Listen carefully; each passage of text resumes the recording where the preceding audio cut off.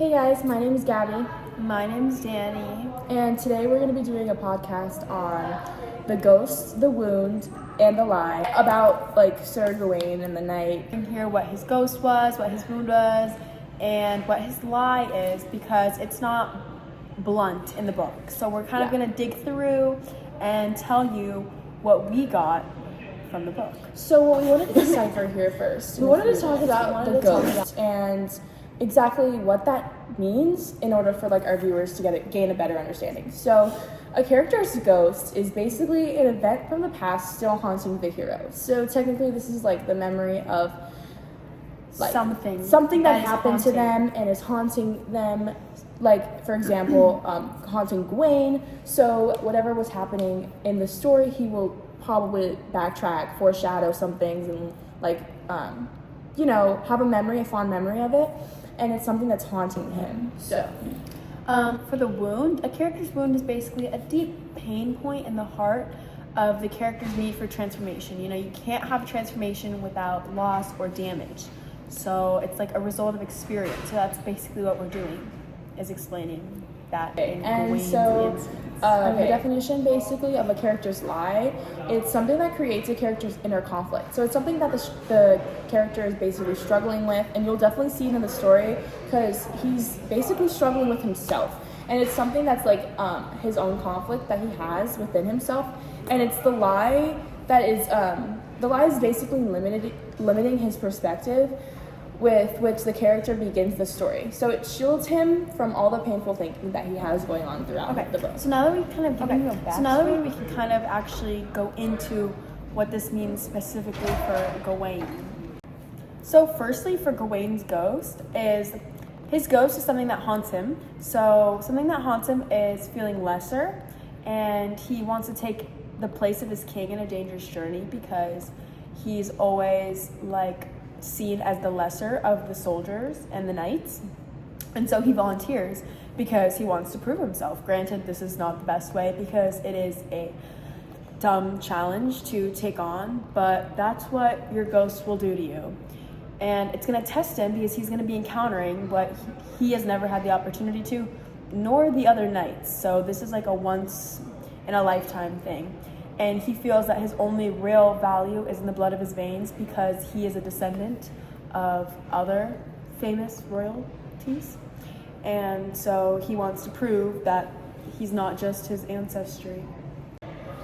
So for Gawain's wound, it would be his real wound in his neck, which is an association with the will in medieval times. And it's meant to emphasize the correction of... So this is kind of what it sounded like when they were during all this chaos. Yeah, so we're trying to give a little bit of the... wanted to be theater. The voice effects and the sound effects. This is probably what was going on in his head when he decided to volunteer because he was just so overwhelmed with his thoughts. And definitely in the medieval times, there was a lot of chaos going on around him.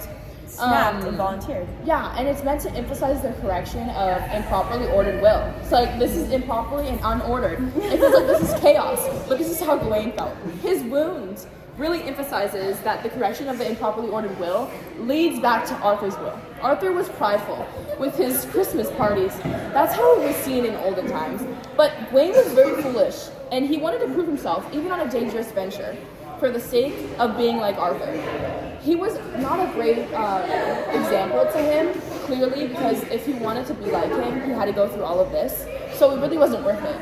After the venture, he started to realize how he shouldn't have volunteered for something so foolish. And us as readers definitely saw that before he even started.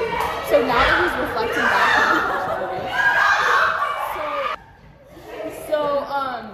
this is kind of a little bit of the gist of it. So he, after realizing his venture, he shouldn't have volunteered for something so foolish. They still celebrated him, and after his accomplishment, his new maturity and humility really kind of emphasized how he felt towards the end. He really felt like he could be a humble person now after trying to be the highest king. And after trying to gain all that, he realized that it's not everything that he's ever wanted to be like. For Gawain's lie, we chose the girdle because the girdle that he receives is supposed to shield him from dying with the fight with the knight, because that's what the mistress wife told him.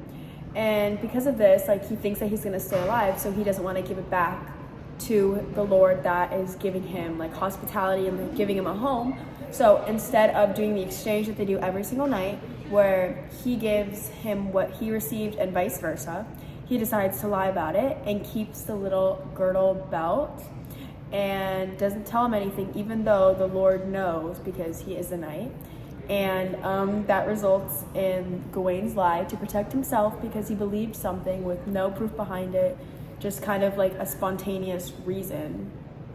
And it ends up not even being true. So basically that just concludes our podcast here. I hope you guys all enjoyed and have a great I'm sorry about the understanding. chaos, but the point of it was to learn about the wound, the lie, and the ghost, which I think are pretty clearly represented in this book, and with Gawain and his challenges throughout the entire thing, with his ventures, his insecurities, Behaviors. and all of his behaviors. So this is a great project because it really helped us gain a better understanding of Gawain and his inner conflict. Thanks for listening. Thanks so much for listening. See you again soon.